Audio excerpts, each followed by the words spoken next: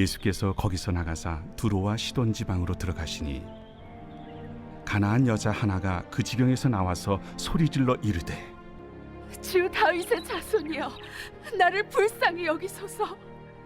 내 딸이 흉악하게 귀신 들렸나이다. 예수는 한 말씀도 대답하지 아니하시니 제자들이 와서 청하여 말하되 그 여자가 우리 뒤에서 소리를 지르니 그를 보내소서. 나는 이스라엘 집에 잃어버린 양 외에는 다른 데로 보내심을 받지 아니하였노라. 여자가 와서 예수께 절하며 이르되 주여, 저를 도우소서. 자녀의 떡을 취하여 개들에게 던짐이 마땅하지 아니하니라. 주여, 옳소이다마는 개들도 제 주인의 상에서 떨어지는 부스러기를 먹나이다. 여자여, 내 믿음이 크도다. 내 소원대로 되리라. 그때로부터 그의 딸이 나으니라.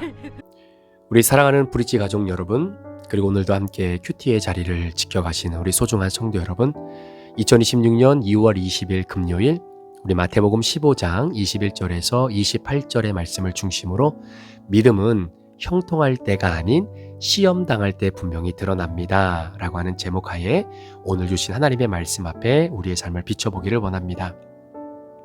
오늘 우리가 함께 본문으로 읽게 되는 마태복음 15장 21절에서 28절에는 아주 짧지만 굉장히 깊은 울림을 주는 이야기가 기록되어 있습니다. 오늘 예수님께서 두로와 시돈 지방으로 가신 후에 예수님 앞에 한 여인이 등장을 하게 됩니다.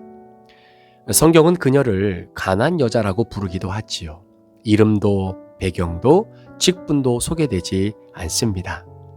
자, 그럼에도 불구하고 우리가 할 수 있는 단 한 가지는 그녀에게는 귀신 들려 심히 고통받는 딸이 있었다라는 거예요. 그녀는 소리 지르면서 예수님에게 나옵니다. 다윗의 자손 예수여, 나를 불쌍히 여겨 주옵소서. 그런데 좀 이상하지요. 예수님은 아무 말씀도 하지 않으십니다. 침묵 그 자체로 그냥 지나가십니다. 제자들은 오히려 귀찮아하며 말합니다. 저 여자가 우리 뒤에서 소리를 지르니 예수님 얼른 떠나가라고 좀 보내주십시오. 그때 예수님이 이런 말씀을 하시죠. 나는 이스라엘 집에 잃어버린 양 외에는 보내심을 받지 아니하였노라. 자, 그리고 이어지는 더 충격적인 말씀이 뭐냐면 자녀의 떡을 취하여 개들에게 던짐이 마땅하지 아니하니라 라고 말씀하십니다. 우리는 이 장면에서 굉장히 당황하죠. 아니, 예수님께서 왜 이렇게 차갑게 말씀하실까? 그리고 왜 침묵하시고 왜 거절하시고 왜 모욕처럼 들리는 말을 하셨을까라는 겁니다. 그러나 이 본문은 우리에게 한 가지 분명한 메시지를 전하고 있다고 생각을 하는데요. 그것은 무엇이냐면 믿음이라고 하는 것은 형통할 때가 아니라 시험 당할 때 진짜 드러난다라는 사실입니다. 여러분, 우리가 순풍에 돛을 단 듯 우리의 인생의 배가 형통할 때는요, 믿음은 누구에게나 다 있어 보입니다. 모든 것이 잘 풀릴 때, 기도가 곧바로 응답될 때, 사업이 번창하고 건강이 유지될 때 우리는 쉽게 그래, 하나님은 살아계셔 라고 고백할 수 있지요. 여러분, 그 고백은 틀린 고백이 아닙니다. 그러나 그것이 믿음의 깊이를 증명해 주지는 않는다라는 이야기입니다. 진짜 믿음은요, 침묵 앞에서 드러납니다. 가나안 여인은 예수님의 침묵을 경험했어요. 기도했는데 아무 응답이 없습니다. 하늘이 닫힌 것 같습니다. 하나님께서 외면하시는 듯합니다. 우리는 이 지점에서 많이 무너집니다. 왜 말씀이 없으실까? 왜 아무런 응답이 없으실까? 그러다 보면 기도를 멈추고 기대를 접고 마음을 닫아버리죠. 그러나 그녀는 침묵을 거절로 해석하지 않았습니다. 침묵 속에서도 예수님을 향한 시선을 다른 곳에 두지 않았습니다. 여러분, 믿음은 하나님의 침묵을 견디는 힘이 있어요. 또한 오늘 본문을 통해서 우리가 한 가지 깨달을 수 있는 것은, 여러분, 믿음은 순수히 거절 앞에서 온전히 드러나게 된다는 겁니다. 오늘 예수님은 이스라엘의 집에 잃어버린 양에게 먼저 가야 한다고 말씀하셨습니다. 그러니까 오늘 본문에 기록된 이 가나안의 여인의 상황을 보면 굉장히 불리한 거죠. 왜냐하면 이 여인은 유대인이 아닙니다. 언약 백성이 아닙니다. 어떤 면에서 보면 자격이 없어 보이는 여인입니다. 여러분, 우리도 그렇지 않나요? 시험이 오면, 상황이 꼬이면 우리는 자격을 따지기 시작합니다. 아니, 내가 뭘 그렇게 잘못했기에 이런 일을 당합니까? 하나님께서 나를 버리신 것 아닙니까? 그런데 오늘 이 가나안 여인은 자신의 자격을 주장하지 않아요. 권리를 내세우지 않습니다. 억울함을 하나님 앞에 따지지 않습니다. 가나안 여인은 다만 예수님 앞에 엎드립니다. 그러면서 성경은 이야기하지요. 그 여자가 와서 예수께 절하며 이르되 주여 저를 도와주십시오. 저를 도와주십시오. 여러분, 믿음은 체면을 내려놓는 자리에서 자랍니다. 자존심을 붙들고 있는 한 우리는 은혜를 붙들 수 없는 겁니다. 자, 그리고 나서 결정적인 시험이 찾아오지요. 그게 무엇입니까? 자녀의 떡을 취하여 개들에게 던짐이 마땅하지 아니하니라. 여러분, 이 말씀은 진짜 상처가 될 수밖에 없는 말입니다. 이거 모욕감처럼 들릴 수밖에 없는 겁니다. 여기서 대부분의 사람은 아마 돌아설 거예요. 아이고, 그래, 이 정도면 됐다. 나도 그래도 자존심이 있지. 뭐 이런 마음을 가지고 예수님에게 정말로 불신을 가지고 등지고 예수님을 떠날 수 있는 상황이 얼마나 많은지 모릅니다. 그런데 이 여인의 믿음이 대단할 수밖에 없고 예수님께서도 그래, 너의 믿음이 크다라고 인정해 주실 수 있는 바로 그 전환점이 바로 이 부분이죠. 왜냐하면 가나안 여인은 자녀의 떡을 취하여 개들에게 던짐이 마땅하다라고 하는 예수님의 모욕적인 말을 다르게 해석하고 다르게 반응합니다. 뭐라고 반응합니까? 주여, 옳습니다. 그러나 개들도 제 주인의 상에서 떨어지는 부스러기를 먹습니다. 여러분, 이 한 문장이 이 여인의 믿음의 본질을 보여주는 겁니다. 오늘 본문에 등장하는 가나안 여인은 예수님의 말씀을 반박하지 않았습니다. 오히려 예수님의 말씀을 붙들어 버립니다. 주여, 옳습니다. 주님 말씀하신 게 맞습니다. 예수님의 말씀을 인정합니다. 그리고 그 말씀 안에서 소망을 발견하기 시작하지요. 부스러기라도 좋습니다. 다 주지 않으셔도 됩니다. 전부 주지 않으셔도 됩니다. 작은 은혜라도 예수님이 주시는 은혜라면 그것으로도 충분합니다라고 고백하는 거예요.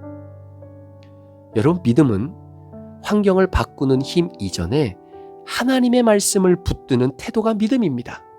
시험은 우리를 흔들어서 넘어뜨리기 위해 오는 것처럼 보이지만 사실은요, 우리의 믿음을 정죄하기 위해, 단련하기 위해 옵니다.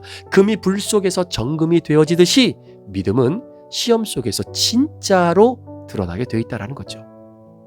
여러분, 우리 인생의 형통함은 나의 믿음의 본질을 확인하게 만들지 않습니다. 오히려 시험이 믿음을 드러내게 합니다. 우리는 종종 형통을 축복의 증거로 생각합니다. 그러나 성경은 시험을 통해 믿음이 증명된다라고 말해요. 여러분, 아브라함도 이삭을 바치라는 그 예수님, 하나님의 시험 앞에서 그의 믿음이 드러나지 않았습니까?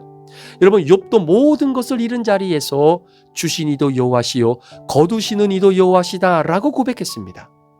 오늘 본문에 등장하는 가나안 여인 역시 거절과 침묵과 모욕의 시험을 통과합니다. 그리고 그때 예수님께서 처음으로 그녀를 향해 크게 칭찬하시지요. 여자여, 내 믿음이 크도다. 내 소원대로 되리라 라고 말입니다. 사랑하는 성도 여러분, 형통할 때 믿음이 크다는 칭찬은 나오지 않아요. 성경 어디를 찾아봐도 믿음의 대가들의 인생에 하나님께서 인정하시는 그 믿음은 그들의 인생에 형통함이 전제되어질 때 나오는 고백이 아니라 시험을 통과했을 때 그 시험과 시련과 고통 앞에서 하나님이 주신 말씀을 붙잡고 그 안에서 하나님의 작은 부스러기 은혜라도 취하고자 하는 그 믿음의 헌신 위에 주님이 말씀하시는 겁니다. 네 믿음이 크도다. 네 믿음이 크도다. 우리 사랑하는 성도 여러분, 혹시 지금 하나님의 침묵을 경험하고 계십니까? 기도했는데 아무런 응답이 없습니까? 상황은 나아지기는커녕 더 나빠지는 것처럼 보이십니까? 그 자리가 믿음이 자라는 자리일 수 있습니다. 혹시 거절당한 느낌 속에 계십니까? 아, 왜 나만 이런가? 아니, 내가 도대체 뭘 잘못했다고 오늘 주님이 나에게 이렇게 시련을 주시는가 하는 마음이 드십니까? 그 자리가 믿음이 단단해지는 자리일 수 있습니다. 여러분, 믿음은 감정이 아니잖아요. 형통의 결과도 믿음이 아닙니다. 믿음은 끝까지 예수님을 놓지 않는 태도입니다. 놓을 수밖에 없는 상황에서도 한 번 더 붙잡는 겁니다. 야, 도저히 못 잡겠다라고 말할 때 한 번 더 붙잡는 겁니다. 누구를? 예수님을. 가나안 여인은 환경이 변하기 전에 태도가 변하지 않았습니다. 상황이 풀리기 전에 신뢰를 내려놓지 않았습니다. 딸이 고침받기 전에 이미 예수님을 주로 고백했었습니다. 그래서 오늘 가나안 여인은 부스러기라도 구했지만 그 부스러기와는 비교할 수 없는 떡을 받는 인생을 살게 되는 것이죠. 작은 은혜를 기대했지만 완전한 회복을 경험하게 되는 겁니다. 우리 사랑하는 성도 여러분, 저와 여러분의 믿음도 마찬가지죠. 시험이 없으면 우리는 자신의 믿음이 얼마나 얕은지 혹은 얼마나 깊은지를 알 수 없습니다. 그런 이야기가 있죠. 여러분, 저수지의 깊이를 제대로 알기 위해서는 반드시 무엇이 전제되어야 되냐면 가뭄이 와야 돼요. 가뭄이 와서 그 저수지가 담고 있었던 물이 다 말라서 증발해 버려야 비로소 그 저수지의 깊이를 정확히 알 수 있는 것처럼, 시험이 없으면, 연단이 없으면 사실 우리 자신의 믿음이 얼마나 깊은지, 얼마나 하나님께 매달려 있는지 사실 분간하기가 쉽지 않습니다. 그러나 시험을 통과할 때 우리는 비로소 깨닫게 되는 것이죠. 아, 내가 정말 주님을 믿고 있었구나. 아니, 내가 주님을 붙잡고 있는 것이 아니라 주님이 나를 붙잡고 계셨었구나 라는 것을 깨닫게 되는 겁니다. 여러분, 형통은 믿음을 편안하게 만들 수는 있지요. 그러나 시험과 연단과 환난과 고난은 저와 여러분의 믿음을 성숙하게 만든답니다. 오늘 우리가 붙들어야 할 고백은 바로 이것이에요. 주여, 주여 올소이다. 주님이 올소이다. 주님이 100% 맞습니다. 주님이 나에게 어떠한 이야기를 해도 내 자존심을 깎아뭉개고 나에게 모욕적인 말을 하고 정말로 냉담하게 냉소적으로 나에게 태도를 가져다 주신다 할지라도 그분이 주님이시라면 올소이다. 100% 주님이 옳습니다. 이해되지 않아도, 설명되지 않아도, 마음에 상처가 남아도 주님 옳습니다. 그러나 내게 부스러기 은혜라도 채워주십시오. 그 고백이 있을 때 우리 주님 반드시 말씀하십니다. 내 믿음이 크도다. 형통의 계절이 아니라 시험의 계절 속에서 우리의 믿음이 더 견고해지고 깊어지기를 소망합니다. 침묵 속에서도, 거절 속에서도, 상처 속에서도 끝까지 여러분, 붙잡을 수 있을 만큼만 붙잡는 것이 아니라 붙잡을 수 없을 만큼이라도 주님을 붙잡을 때 비로소 내가 주님을 붙잡는 것이 아니라 주님이 나를 붙들고 계신다라고 하는 그 믿음을 경험하게 되는 거지요. 그 믿음 앞에 다시 한번 우리 모든 성도님들이 서 있는 축복이 오늘 저와 여러분의 삶 가운데 있기를 우리 구주 예수 그리스도의 존귀하신 이름으로 간절히 축원합니다. 기도하시겠습니다. 하나님, 우리 사랑하는 성도들의 삶 가운데 그들의 인생 속에 돌이킬 수 없는 폭풍과 광풍이 불어오고 있는 성도들이 있습니까? 오늘 내가 살아가는 하루의 삶이 정말로 순풍에 돛을 난 듯 그렇게 아름답고 형통스러운 항해가 아니라 돌이킬 수 없고 예상할 수 없는 광풍 속에서 내 인생의 배가 뒤집어지고 전복될 수밖에 없는 바로 그 상황 속에 있는 우리 성도들이 있습니까?